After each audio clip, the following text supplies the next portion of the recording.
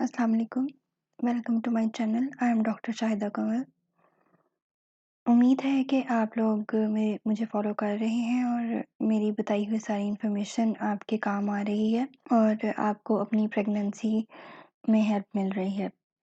जैसा कि आप जानते हैं कि 12th वीक तक की सारी डिटेल इन्फॉर्मेशन मैं आपके साथ शेयर कर चुकी हूँ। आज 13th वीक के बारे में जो बातें बताऊँगी वो हैं आपकी फीलिंग्स क्या होंगी, आपके बेली का क्या साइज़ होगा और उसमें क्या-क्या चेंजेस होंगी, फीटस का क्या साइज़ होगा और फीटस में क्या-क्या चेंजेस होंगी। अल्ट्रासाउंड अगर आप करवाएँ तो उसमें आप क्या देख सकते हैं और आपको क्या खाना चाहिए। इसके अलावा जो आज मैं आपको एक नई इन्फॉर्मेशन दूँगी वो ये है कि आपका प्रेगनेंसी में टोटल वेट गेन कितना होना चाहिए। पहला पॉइंट है फीलिंग्स। इसमें जो पहली बात है वो ये कि जो पिछले वीक्स में आपको ब्लोटिंग चल रही थी यानी कि गैस की फीलिंग या फिर आपका पेट में अकड़ाव या जकड़न वो कंटिन्यू रहेगी। ये इस वजह से कि आपकी डाइजेशन स्लो हो जाती है हार्मोन्स की रेगुलेशन की वजह से। सेकंड पॉइंट है कॉन्स्टिपेशन। ये भी जैसा कि आपकी डाइजेशन स्लो हो गई है तो इसकी वजह से आपको कब्ज़ का मसला हो सकता है। इसके लिए आपको फाइबरस फूड लेना है जिसमें आप फ्रूट्स का इस्तेमाल कर सकती हैं। उसके अलावा आप इसबगोल वगैरह ले सकती हैं। नंबर 3 पॉइंट है हंग्री कि जैसा कि लास्ट वीक्स में मैं बता चुकी हूँ कि आपका नौजिया ख़त्म हो जाएगा और वॉमिटिंग वगैरह बहुत हद तक ठीक हो जाएगी तो आपको भूख का एहसास ज़्यादा होगा और आपका कुछ खाने को भी दिल करेगा। फोर्थ पॉइंट है क्रेविंग, खाने की चाह। ये एक आपके लिए अच्छी फीलिंग है कि आप जो पहले सही तरीके से खाना नहीं खा सकीं और आप में डेफिशिएंसीज़ हो गई थी वॉमिटिंग और नौज़िया की वजह से, अब आपको क्रेविंग्स होंगी, बहुत सारी चीज़ें आपका खाने को दिल करेगा और आपका दिल करेगा कि आप इसको मैडली ईटिंग वाला हिसाब हो जाएगा कि आप इसको जल्दी से खा लें और आपको मिल जाएगी। आपके लिए अच्छी बात है, आपको इन चीज़ों को बिल्कुल भी अवॉइड नहीं करना चाहिए। जो आपका खाने का दिल करे, आपको वो ज़रूर खाना चाहिए। सिर्फ़ ये कि बहुत ज़्यादा ओवर ईटिंग से आप परहेज़ करें ताकि आपको वेट बहुत ज़्यादा ना चढ़े और हेल्दी वेट गेन हो और आप भी जिसकी वजह से आपकी हेल्थ भी अच्छी रहेगी। फिफ्थ पॉइंट है विजिबल वेन्स। ये वो वाली वेन्स हैं जो ज़्यादा प्रोमिनेंट हो जाती हैं। ये इसकी वजह से है क्योंकि आपके यूट्रस का साइज़ बड़ा है और बेबी को और यूट्रस को ब्लड सप्लाई ज़्यादा चाहिए, जिसकी वजह से बाज़ जो वेन्स हैं आपके टखने के पास और बाजुओं के पास या टांगों में कुछ वो विजिबल होने लग पड़ती हैं। 6 पॉइंट है कि आपकी जो एनर्जी है वो इंक्रीज़ हो जाएगी, आपकी तवानाई में इज़ाफ़ा होगा। ये क्योंकि आप अच्छे तरीके से अब खाना खा सकती हैं और आपको नौज़िया वॉमिटिंग ख़त्म हो गई है तो आप में अब अपने अंदर एनर्जी महसूस करेंगी और आपके जो आने वाले नेक्स्ट मंथ्स हैं वो बहुत अच्छे रहेंगे। 7th पॉइंट है इंक्रीज सेक्स ड्राइव। बच्चे की सिर्फ जानने की जल्दी। जैसे ही आपकी प्रेगनेंसी आपको आप ख़तरे से बाहर आती हैं और साथ आपकी प्रेगनेंसी के अच्छा टाइम स्टार्ट होता है तो फिर आपको बच्चे की सिंक जानने की भी ख्वाहिश होती है कि हम वो जान लें। लेकिन अभी इस पॉइंट पे अगर आप अल्ट्रासाउंड करवाएंगी तो जेंडर गलत भी आपको पता लग सकती है क्योंकि ये बहुत अर्ली स्टेज है। आप कुछ टाइम वेट कर लें और उसके बाद आप जेंडर को पता करवा सकती हैं। 8th पॉइंट है मॉर्निंग सिकनेस एंड फटीग। ये बहुत सारी औरतों में 13th वीक तक ख़त्म हो जाती है।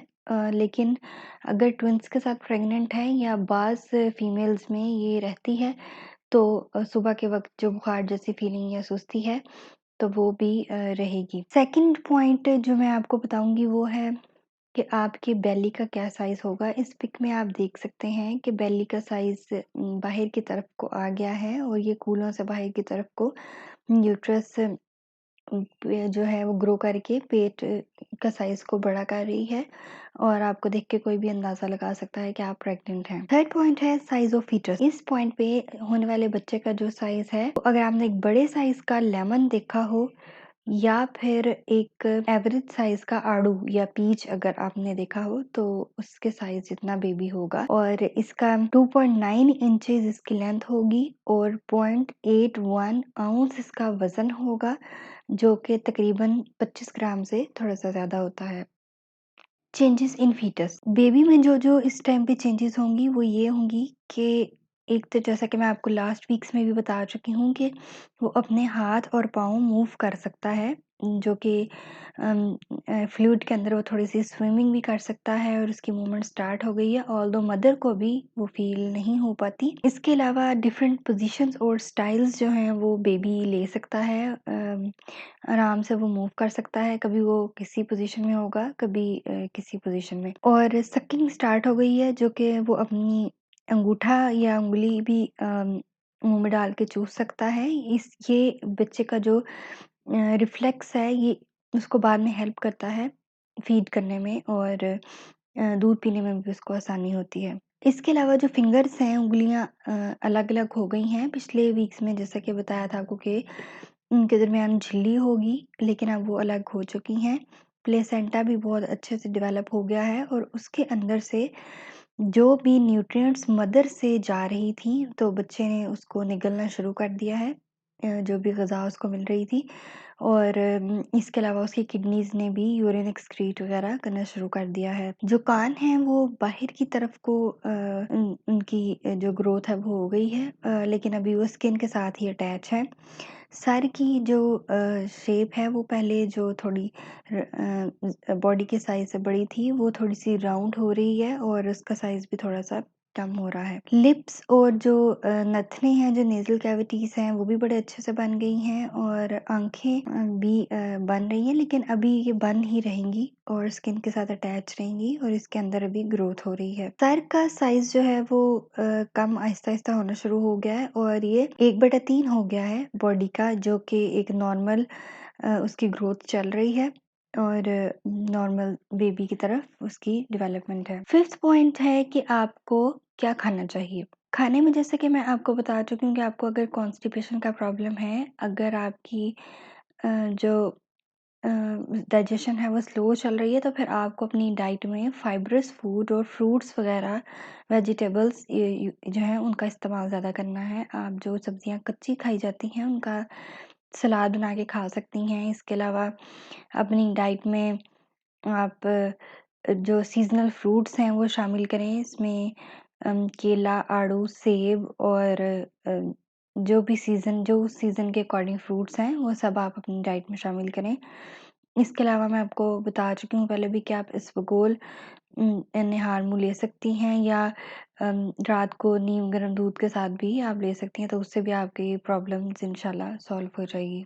इसके अलावा अल्ट्रासाउंड अगर आप करवाएँ, तो उसमें आपको मैं बता चुकी हूँ कि बेबी का साइज़ आप देख सकती हैं, उसके डिफरेंट जो अटैचमेंट्स हैं, उसकी जो पोज़ीशंस हैं, वो देख सकती हैं।